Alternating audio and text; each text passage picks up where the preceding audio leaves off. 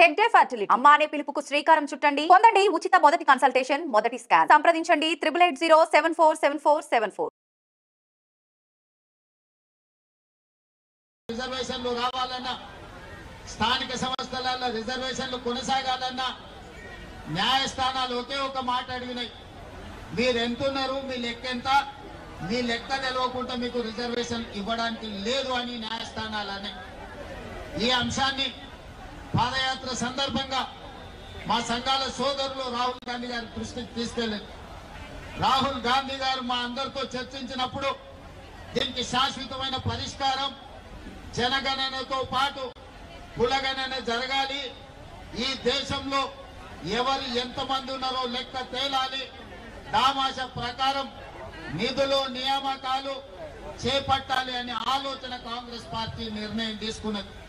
ఇది కాంగ్రెస్ పార్టీ విధానపరమైన నిర్ణయం. ఒక్కసారి కాంగ్రెస్ పార్టీ విధానపరమైన నిర్ణయం తీసుకున్నప్పుడు రాహుల్ గాంధీ గారు స్పష్టంగా పాదయాత్ర సందర్భంలో చెప్పిండు, మేము ఎక్కడ అధికారంలోకి వచ్చిన వెంబడే కులగణన చేసి తీరుతాము.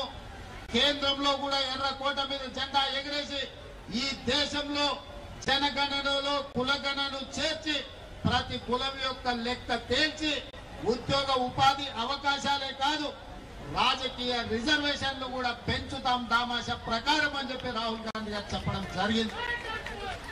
మరి మిత్రులారా, ఈ రోజు పార్టీ విధానపరమైన నిర్ణయం తీసుకొని రాహుల్ గాంధీ గారు ఈ దేశంలో ఉన్న 70 కోట్ల బలహీన వర్గాలకు మాట ఇస్తే ఆ మాట నిలబెట్టాల్సిన బాధ్యత ప్రతి ఒక్క కాంగ్రెస్ పార్టీ కార్యకర్తగా ఉన్నది.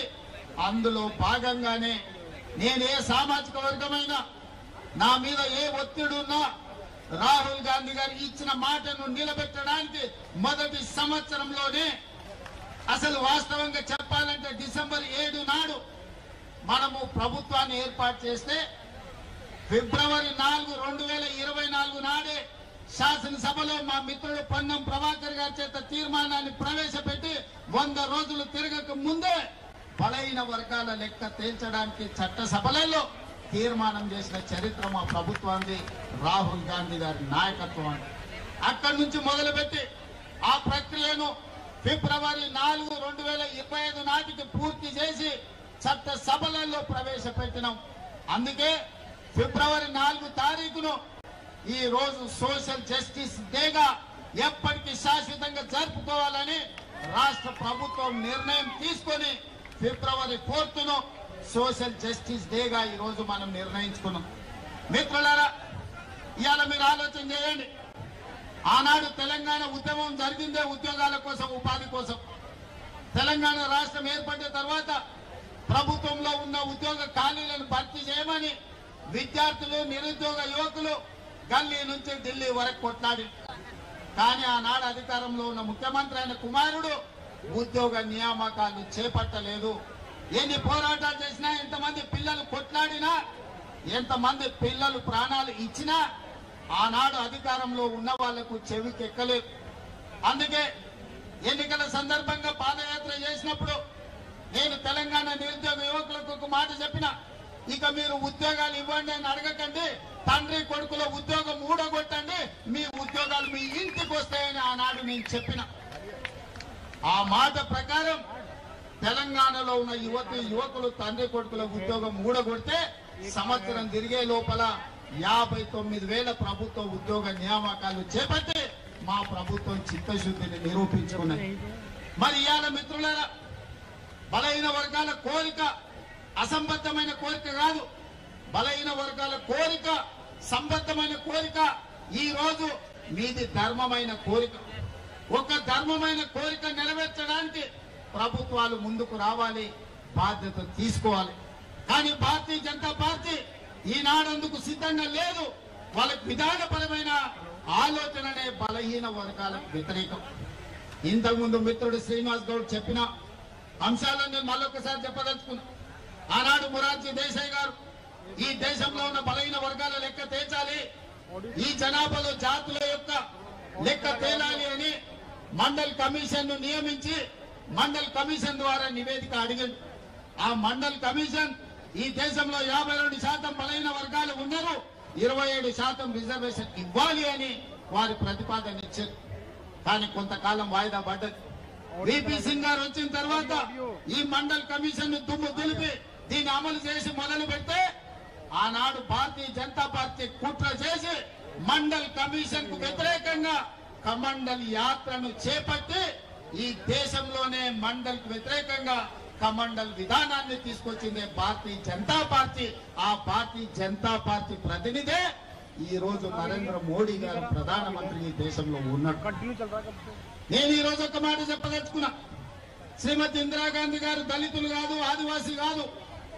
కానీ శ్రీమతి ఇందిరాగాంధీ గారు దళితుల పట్ల, గిరిజనుల పట్ల, ఆదివాసుల పట్ల అమ్మలాగా వ్యవహరించి వాళ్ళకి రిజర్వేషన్లను అమలు చేయడమే కాదు, సొంత ఇల్లు కట్టుకోవడానికి ఇల్లు ఇవ్వడమే, ఇందిరమ్మ ఇల్లు ఇవ్వడమే కాదు, ఆవిడ అసైన్మెంట్ చట్టాన్ని తెచ్చి భూస్వాముల దగ్గర వేలాది లక్షలాది ఎకరాలను ప్రభుత్వం గుంజుకొని ఎస్సీ ఎస్టీ బీసీలకు అసైన్మెంట్ పట్టాలు ఇచ్చి భూ యజమానులను ఇందిరమ్మ చేసింది. అందుకే ఇవాళ ఏ ఎస్సీ ఏ ఎస్టీ ఏ తండా ఏ గూడానికి వెళ్ళు వాళ్ళ ఇళ్లలో ఇందిరమ్మ ఫోటో ఉంటుంది. మా అమ్మ ఇందిరమ్మ అని అంటారు. చిత్తశుద్ధి ఉండాలి, చేయాలన్న సంకల్పం ఉండాలి. అందుకే ఇందిరమ్మ ఈ రోజు దళితులకు, గిరిజనులకు, ఆదివాసీలకు అమ్మగా మారి ఇవాళ మిత్రులందరూ చెప్తున్నారు భారతీయ జనతా పార్టీ ఈ విధానానికి బీసీలను బలపరచాలన్న ఆలోచనకు వ్యతిరేకము. అందుకే ఈరోజు ఎన్ని రకాల ప్రయత్నాలు చేసినా ఈ రోజు బీసీల లెక్కలు చేయాల్సి వస్తుందని 2021 జనాభా లెక్కల్ని వాయిదా వేసి ఇవాళ 2025 సంవత్సరం వచ్చినా జనాభా లెక్కలు చేయడం లేదు. ఎందుకంటే రాహుల్ గాంధీ గారు డిమాండ్ చేసిండ్రు, ఈసారి జనాభా లెక్కలల్లా కులగణన జరగాలి, జనగణనతో పాటు కులగణన జరగాలి, ఆ నివేదిక ప్రకారమే రిజర్వేషన్లు పెంచాలి అని. అందుకే ఈరోజు బీజేపీ కుట్ర చేసి జనగణనను వాయిదా పెట్టుకుంటూ వస్తుంది. ఇది మనందరికీ తీర నష్టం. ఇది ఒక బలహీన వర్గాల సమస్య కాదు, ఇది బహుజనుల సమస్య. బహుజనులందరూ ఏకమై లెక్కలు తేలుస్తేనే తప్ప, మీ లెక్క పక్కాగా ఉంటే తప్ప మీకు ఉద్యోగ ఉపాధి, అదే విధంగా రాజకీయ రిజర్వేషన్లు పెరగవు. అందుకే మిత్రులారా, మనం అక్కడ గల్లీ నుంచి సంఘాలతో మాట్లాడినాం, సంస్థలతో మాట్లాడినాం, ప్రజా ప్రతినిధులతో మాట్లాడినాం. ప్రభుత్వం చర్చలు చేసింది, నివేదికలు తెప్పించింది, జనగణనలో కులగణన చేసింది. మొత్తం లెక్కలు తేల్చి తెలంగాణ రాష్ట్ర ప్రభుత్వం బలహీన వర్గాల లెక్క 56.36% అని ఇవాళ లెక్క తెచ్చిన రాష్ట్రం ఈ దేశంలోనే మొట్టమొదటి రాష్ట్రం తెలంగాణ రాష్ట్రం అని చెప్పి నేను ఈ సందర్భంగా తెలియజేస్తున్న మిత్రులారా, ఇవాళ ఏ రాష్ట్రంలో, గుజరాత్ తో సహా భారతీయ జనతా పార్టీ అధికారంలో ఉన్న ఏ రాష్ట్రంలో కూడా ఈ కులగణన చెయ్యలేదు. ఈ దేశంలో మొట్టమొదటిసారి రాహుల్ గాంధీ గారు ఇచ్చిన మాటను నిలబెట్టుకొని తెలంగాణ రాష్ట్ర ప్రభుత్వం ఒక దిక్సూచిగా ఈ దేశ రాజకీయాలకే ఒక వెలుగుగా ఇవాళ తెలంగాణ రాష్ట్ర ప్రభుత్వం ముందుకొచ్చింది.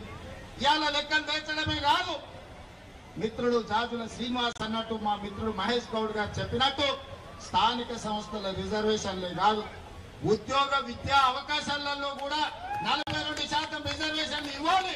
అప్పుడే నిజమైన న్యాయం మీకు జరుగుతుంది. మీ వర్గాల నుంచి డాక్టర్లు, లాయర్లు, ఇంజనీర్లు, ఐఏఎస్లు, ఐపీఎస్లు, ఐఎఫ్ఎస్లు వచ్చి ప్రభుత్వం యొక్క పరిపాలనలో మీరు భాగస్వాములు కావాలి. తెలంగాణ రాష్ట్ర అభివృద్ధిలో మీరు ముందు బాగా నిలబడాలి అని ఇవాళ ఉద్యోగ విద్యలో కూడా రిజర్వేషన్లు పెంచాలి అని ప్రభుత్వం నిర్ణయం తీసుకున్నది. ఇవాళ రిజర్వేషన్లు పెంచడం కేంద్ర ప్రభుత్వ పరిధిలో. అందుకే శాసనసభలో తీర్మానాన్ని ప్రవేశపెట్టి అన్ని రాజకీయ పార్టీలను సమన్వయం చేసుకొని ఏకగ్రీవ తీర్మానంతో ఈ రోజు కేంద్ర ప్రభుత్వానికి పంపించినాం. నేను ఇప్పుడు అడుగుతున్న నరేంద్ర మోడీ గారు, అయ్యా మేము మా రాష్ట్రంలో చేసుకుంటామని అడిగినాం, మీ గుజరాత్ లో చేయమని మేము తీర్మానం చేయలే, మీ ఉత్తరప్రదేశ్ ప్రభుత్వంలో చేయమని తీర్మానం అడగలే, మీ మధ్యప్రదేశ్ లో మీ ప్రభుత్వంలో చేయమని అడగలే. మా తెలంగాణలో మా 4 కోట్ల ప్రజలల్లా మా బలైన వర్గాల సోదరులకు 42% రిజర్వేషన్లు ఇస్తాం, మేము మాకు అనుమతి ఇవ్వండి అని మేము తీర్మానం చేస్తే నరేంద్ర మోడీ గారు మీకు వచ్చిన కష్టమైంది అని నేను అడుగుతున్నా. నీ గుజరాత్ లో గుంట భూమి అడగలే, నీ రిజర్వేషన్ లో 1% మేము అడగలే. మేము మా తెలంగాణలో మా పిల్లల చదువులకు, మా పిల్లల ఉద్యోగాలకు, మా సోదరుల రాజకీయ అవకాశాల కోసం ఇవాళ మేము 42% రిజర్వేషన్ ఇస్తామని మా ప్రజలు ఎన్నుకున్న శాసనసభలో ఇవాళ మేము తీర్మానం చేసి, మీకేం కష్టం వచ్చిందని నేను అడుగుతున్న మోడీ గారిని. మీ దాంట్లో భాగస్వామ్యం అడగలే, ఢిల్లీలో మీ కుర్చీ కూడా మేము అడగలే, ఎర్రకోట మీద మేము జెండా ఎగరేస్తామని చెప్పలే. మా దగ్గర మా బలైన వర్గాల లెక్క తేలింది, మా రిజర్వేషన్లు పెంచుకుంటాం, మాకు అనుమతి ఇవ్వండి మోడీ గారు మహాప్రభు అని అక్కడి నుంచి తీర్మానం పంపించినాం. అయినా పలకలే. బండి సంజయ్ని కలిసిండు, ధర్మపురి అరవింద్ని కలిసిండు, కిషన్ రెడ్డిని కలిసిండు. మా పిల్లలు విజ్ఞప్తి చేసిరు, మా సోదరులు డిమాండ్ చేసిండు. వాళ్ళు పలకలే, వాళ్ళు మళ్ళీ చూడలే. అందుకే ఇవాళ గల్లీలో ఉండి చెప్తే మీకు వినిపిస్తలేదు. అందుకే ఢిల్లీకి వచ్చి చెప్తాం, మోడీ గారు మీరు వినండి, జంతర్ మంతర్లో మా గొంతు వినిపిస్తున్నాం. ఇవాళ ఢిల్లీకి వచ్చినాం. ఆనాడు కురుక్షేత్రం సందర్భంగా ఒక మాట చెప్పిండు, ఆయనను పోయి రావలే హస్తినకు అని. ఆయనను పోయి రావలేను హస్తినకు అని యుద్ధానికి ముందు, కురుక్షేత్ర యుద్ధానికి ముందు పెద్దలు చెప్పారు. దాంట్లో భాగంగానే మా బలైన వర్గాల సోదరులతో కలిసి ఆయనను హస్తినకు వచ్చింది. ఈరోజు ప్రధానమంత్రి గారు మీరు వినండి, మీరు మా గుండె సప్పుడు వినండి, మా ఆలోచనలు పంచుకోండి, మాకు అనుమతి ఇవ్వండి, అప్పుడు మీ గౌరవం ఉంటుంది. అదే తెలంగాణకు మిమ్మల్ని పిలిచి పార్టీలకు అతీతంగా 10 లక్షల మందితో బహిరంగ సభ ఏర్పాటు చేసి ప్రధానమంత్రిగా మిమ్మల్ని సన్మానించే బాధ్యత నేను తీసుకుంటా. మా రాష్ట్రంలో మాకు అనుమతి ఇవ్వండి, మేము సిద్ధంగా ఉన్నాం అమలు చేయడానికి. చట్టం అధికారం నీ చేతుల్లో ఉంది కదని మా మీద ఆధిపత్యం చెలాయించాలని ఆలోచన చేయదు. మా మీద ఆధిపత్యం చెలాయించాలనుకుంటే నిజాంలకు రజాకర్లకు ఏ గతి పట్టిందో మీరు చూసారు. ఉమ్మడి రాష్ట్రంలో ఏం జరిగిందో మీరు చూసారు. తెలంగాణ రాష్ట్రంలో గడీల నుంచి పరిపాలన అందించాల్సిన వాళ్ళు ఇవాళ ఎక్కడున్నాడో చూసారు. ఇవాళ ఢిల్లీలో గద్దె మీద ఉన్నామని మీరు అనుకుంటున్నారు. రావాలి మళ్ళీ మా గల్లీలోకి, మీరు మీ వాళ్ళు మా గల్లీలోకి రావాలి. మీరు ఎప్పుడు ఢిల్లీలో ఉండరు, మళ్ళా రావాలి. మళ్ళా వచ్చినప్పుడు మా చేతికి దొరుకుతారు. మీరేం మర్చిపోవద్దు. మా బలైన వర్గాల సోదరులు చిన్న సాయం చేస్తే కూడా జీవితాంతం గుర్తుపెట్టుకునే జాతులు. ఆకలి మీద వస్తే బుక్కలు బువ్వ పెట్టినా, ఎండన వస్తే గిలాస మంచినీళ్ళు ఇచ్చినా మా బలైన వర్గాలు జీవితకాలం గుర్తుపెట్టుకునే జాతులు ఇవి. ఈ జాతులకు అన్యాయం చేస్తే మర్చిపోతారని మీరు ఎట్లా అనుకుంటారు మోడీ గారు? మీరు ఏ జాతి అని మేము అడుగుతలేము, మా జాతులకు ఎందుకు అన్యాయం చేస్తారని మేము అడుగుతున్నాం. మేము మా జాతులకు న్యాయం చేస్తామని మేము ముందుకు వచ్చినప్పుడు మమ్మల్ని ఎందుకు అడ్డుకుంటారని నేను అడుగుతున్నా. ముఖ్యమంత్రిగా, ప్రధానమంత్రిగా మీరు ఈ దేశమంతా అమలు చేస్తారా లేదా నాకు తెలియదు. మీ గుజరాత్ రాష్ట్రంలో మీరు ఏం చేస్తారో నేను అడగట్లేదు. నా తెలంగాణ రాష్ట్రంలో ముఖ్యమంత్రిగా శాసనసభలో ఏకగ్రీవంగా తీర్మానం చేసిన బలైన వర్గాల రిజర్వేషన్ లో 42% ఇవ్వడానికి మీకు వచ్చిన కష్టమేంది, గుజరాత్ కు వస్తున్న నష్టమేందని నేను మోడీ గారిని అడగదలుచుకున్నాను. అందుకే ప్రధానమంత్రి గారు దయచేసి వినండి. మీరు చట్టసభలలో మెజార్టీ లేకపోయినా ట్రిపుల్ తలాక్ తెచ్చారు, 370 ఆర్టికల్ తెచ్చారు, సిటిజన్ అమెండ్మెంట్ యాక్ట్ తెచ్చారు, రైతు వ్యతిరేక నల్ల చట్టాలు తీసుకొచ్చారు. ఇవాళ వక్ఫ్ బిల్లు తెస్తున్నారు. మీకు బలం లేకపోయినా, ఇన్ని బిల్లులు మీకు బలం లేకపోయినా, ఇన్ని రాజకీయ పార్టీలు మిమ్మల్ని వ్యతిరేకించినా మీరు అవన్నీ చట్టాలు చేసి ప్రజల నెత్తి మీద రుద్దిలు. ఇవాళ కమ్యూనిస్టుల నుంచి కాంగ్రెస్ వరకు, ఎంఐఎం నుంచి బిఎస్పీ వరకు, ఈ రోజు సిపిఎం నుంచి సిపిఐ వరకు ప్రతి రాజకీయ పార్టీ అనుకూలంగా ఉన్నప్పుడు బలైన వర్గాల రిజర్వేషన్లు పెంచడానికి మీకు వచ్చిన బాధ ఏంటి అంటే నేను అడుగుతున్న మోడీ గారు. ఇవాళ అన్ని రాజకీయ పార్టీలు మీకు అండగా నిలబడడానికి, మీకు ఆ సంగతి అర్థం కావడానికి చట్టసభలలో మీరు అనుమతి ఇవ్వకపోతే జంతర్ మంతర్ చౌరస్తాలో 15-16 పార్టీలు ఈ రోజు ఈ వేదిక మీద నుంచి మేము అనుకూలమని చెప్పింది. అందుకే మా జాజుల శ్రీనివాస్ అన్ని రాజకీయ పార్టీలను ఇక్కడికి రప్పించి ఈ వేదిక మీద నుంచి ప్రధానమంత్రి గారికి విజ్ఞప్తి చేయించారు. మా బలైన వర్గాల సోదరులు వివిధ రాష్ట్రాల ఎంపీలను 60-70 మందిని వేదిక మీదకి రప్పించారు. ఇవాళ వివిధ రాజకీయ పార్టీలు ఇవాళ మేము అనుకూలం ఉన్నాయని చెప్పిన పాలకపక్షం నువ్వు అనుకూలం ఉంటే ప్రతిపక్షంగా 100 ఎంపీలు మేమున్నాం. మాతో ఉన్న డిఎంకే కావచ్చు, ఎన్సీపీ కావచ్చు, ఈరోజు అదేవిధంగా లాలూ ప్రసాద్ కావచ్చు, ములాయం సింగ్ గారి పార్టీ కావచ్చు, ఇన్ని రాజకీయ పార్టీలు ఇక్కడికి వచ్చిన తర్వాత మరి అందరూ శాఖాహారులు అయితే రొయ్యల పుట్ట మాయమైపోయిందని ఇంతకు అన్నారు. మీరు బీసీల మేలు కోసమే ఉన్నామంటారు, బీసీల కోసం ప్రాణాలు ఇస్తామంటాడు మా బండి సంజయ్ సోదరు. మా ప్రాణాలు వద్దాయా? 42% రిజర్వేషన్ అడిగింది. మాకు మీ ప్రాణాలు వద్దు, మీ ప్రాణాలు మేమేం చేసుకుంటాము? 100 ఏళ్ళు నువ్వు మీ మోడీ సుభిక్షంగా ఉండండి, మాకు అభ్యంతరం లేదు. మాకు కావాల్సిందల్లా 42% రిజర్వేషన్ మా బలహీన వర్గాలు. అది కూడా మా రాష్ట్రంలోనే మేము చేసుకుంటాం అంటున్నాం. మేము గుజరాత్లో చేస్తామంటలేం, మేము ఉత్తరప్రదేశ్లో చేస్తామంటలేం. ఇవాళ అందుకే మోడీ గారికి విజ్ఞప్తి చేస్తున్నా, నువ్వు తెలంగాణలో మాకు అనుమతి ఇవ్వకపోతే ఇది దేశం అంతా కారు చిచ్చులా వ్యాపిస్తుంది. మీరు అనుకుంటున్నారేమో గుజరాత్లో అంచు వేస్తామని, ఇది నిప్పు రగులుతుంది, దేశం మొత్తం వ్యాపిస్తుంది, దేశం నలుమూలల జాగృతం చేస్తాం. మా పెద్దలు హనుమంతన్న చెప్పినట్టు దేశంలో అన్ని రాజకీయ పార్టీలను, అన్ని సంఘాలను కూడగడతాం. మీరు ఎట్లా ఢిల్లీలో గద్దె మీద ఉంటారో మేము కూడా చూస్తాం. ఆయనలో ఉద్యోగాలు ఇవ్వని కుటుంబాన్ని తండ్రి కొడుకుల ఉద్యోగం ఊడగొట్టి ఇవాళ వేలాది ఉద్యోగాలు తెలంగాణలో ఇచ్చినాం. బలైన వర్గాల రిజర్వేషన్లు మీరు ఇవ్వకపోతే మీరు మా డిమాండ్కు దిగన్న రావాలి, లేకపోతే మీరు దిగన్న పోవాలి. మోడీ గారు మీకు తప్పదని నేను చెప్పదలుచుకున్నా. ఎక్కువ కాలం బీసీ ముసుగులో మీరు ప్రభుత్వాన్ని ఏలలేరు, మీరు గద్దె మీద కూర్చోలేరు. అందుకే మిత్రులారా, ఈరోజు మీ ధర్మమైన కోరిక నేను ఒక ఉదాహరణ చెప్పదలుచుకున్నా. 2015లో ఇక్కడనే మాదిగ ఉపకులాల వర్గీకరణ కోసం మందకృష్ణ మాదిగ ధర్నా చేసి జంతర్ మంతర్నే అలసిపోయి చెట్టు కింద కూర్చున్నాడు. నేను కూడా సంఘీభావం తెలుపుదామని వచ్చిన. అన్నా ఇన్ని చేసినా ఎవరు ఇంటలేరు, ఏం చేద్దామని నన్ను అడిగాడు. మరి ఏం చేద్దామని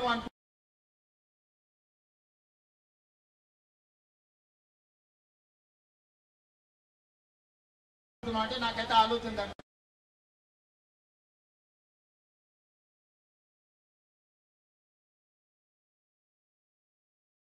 ఎట్లా అన్నా, నీ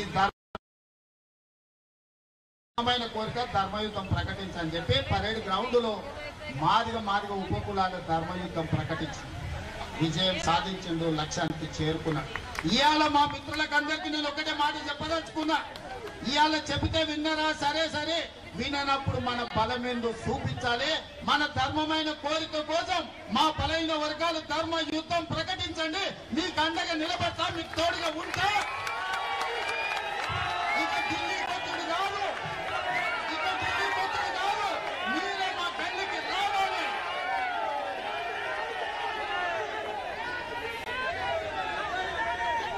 నరేంద్ర మోడీ గారు వినండి, ఇక రాము ఢిల్లీకి, మీరే మా గల్లీలకు రావాలి. మా ధర్మమైన కోరిక కోసం ఈ రోజు ఇక్కడికి వచ్చినాం. సంధిలో భాగంగానే మీ దగ్గరకు వచ్చి మీ విజ్ఞప్తి చేసినాం. కురుక్షేత్రంలో ఆనాడు కృష్ణుడు చెప్పిండు, సయోధ్య కుదుర్చుకుందాం, 5 గ్రామాలు ఇయ్యమని. కానీ దుర్యోధనుడు వినలేదు, వీగిండు. చివరికి కురుక్షేత్రంలో ఏం జరిగిందో మీరు చూసింది. ఇవాళ కూడా మా తెలంగాణ రాష్ట్రంలో మాకు అనుమతి ఇచ్చండి, మా బలైన వర్గాలకు 42% రిజర్వేషన్ మేము ఇచ్చుకుంటామని మేము అడుగుతున్నాం. సయోధ్యలో భాగంగానే నరేంద్ర మోడీ గారికి ఈనాడు అస్థినకు వచ్చి మేము విజ్ఞప్తి చేస్తున్నాం. ఇక మళ్ళీ విజ్ఞప్తులు తీసుకొని మళ్ళీ అస్థినకు రాం. మీరు ఎట్లా గల్లీలకు వస్తారో చూస్తాం. తొందరలోనే మా బలైన వర్గాల సోదరులకు, మా బహుజన సోదరులకు నేను విజ్ఞప్తి చేస్తున్నా. అదే పరేడ్ గ్రౌండ్ లో ధర్మ యుద్ధం ప్రకటించండి. 10 లక్షల మందితో మన బలమేందో చూపిద్దాం.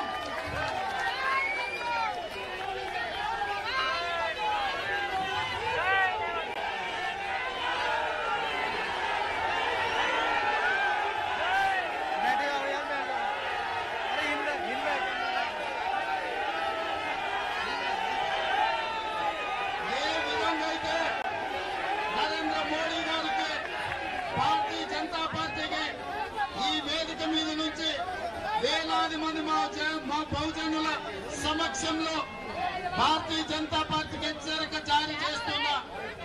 మీరు గద్దె దిగాలి, గ్రామాలలో మీ గద్దెలు కూలాలి. ఇదే మా నినాదం. అయితే మా 42% మా బలైన వర్గాల రిజర్వేషన్లు అమలు చేయడానికి అనుమతి ఇవ్వాలి. ఒకవేళ మా బలైన వర్గాల 42% రిజర్వేషన్లకు మీరు చట్టాలను మార్చి మాకు సాయం చేయకపోతే మీరు గద్దె దిగాల్సిందే, మీ గద్దెలు కూలాల్సిందే. గ్రామాలలో మా బలైన వర్గాల సోదరులారా, ఇప్పుడు రాకపోతే ఎప్పుడు రాదు, ఇప్పుడు రాకపోతే ఎప్పటికీ రాదు. ఇంత ఊపు మళ్ళీ తేవు. ఈనాడు నేను విజ్ఞప్తి చేస్తున్నా, మీకు అండగా నిలబడే మీ సోదరుడు తెలంగాణ రాష్ట్రానికి ముఖ్యమంత్రిగా ఉన్నాడు. ఎవరు ఏమనుకున్నా మీకు అండగా నిలబడే ధర్మం నా మీద ఉన్నది. రాహుల్ గాంధీ గారి మద్దతు మీకున్నది. రాహుల్ గాంధీ గారి నాయకత్వంలో మీకోసం కొట్లాడి గల్లీ నుంచి ఢిల్లీ వరకు ఏకం చేసి అన్ని రాష్ట్రాలలో బలాన్ని కూడగట్టి బలైన వర్గాల రిజర్వేషన్లు తీర్చే బాధ్యత కాంగ్రెస్ పార్టీ రాహుల్ గాంధీ గారు తీసుకుంటారు. ఇవాళ మీరందరూ ఏకమై రేపు జరగబోయే ధర్మ యుద్ధంలో మన బలమేందో పరేడ్ గ్రౌండ్ లో ప్రదర్శించండి. ఎట్లా మోడీ దిగిరాడో ఎట్లా మన రిజర్వేషన్లు మన ఇంటికి రావు. ఒకవేళ అది రాకపోతే ఎర్ర కోట మీదనే మనమే జెండా ఎగరేసుకుందాం సోదరులారా. ఇవాళ బలహీన వర్గాల గొంతు బలహీనం అనుకోకు. మేము గౌరవంగా ఉన్నాం, మీ గౌరవం ఇచ్చినాం. అందుకే ఇవాళ జంతర్ మంతర్కు వచ్చినాం. మమ్మల్ని తక్కువ అంచనా వేస్తే ఎర్రకోట మీద జెండా ఎట్లా ఎగరేసుకోవాలో మా సోదరులందరికీ తెలుసు. మేమందరం కలిసి ఎర్రకోట మీద జెండా ఎగరేస్తాం, మా రిజర్వేషన్లను సాధించుకుంటామని తెలియజేస్తూ ఇక్కడికి విచ్చేసిన వేలాది మంది మా బహుజనులకు అందరికీ ధన్యవాదాలు తెలియజేస్తూ సెలవు తీసుకుంటున్నాం మిత్రులారా.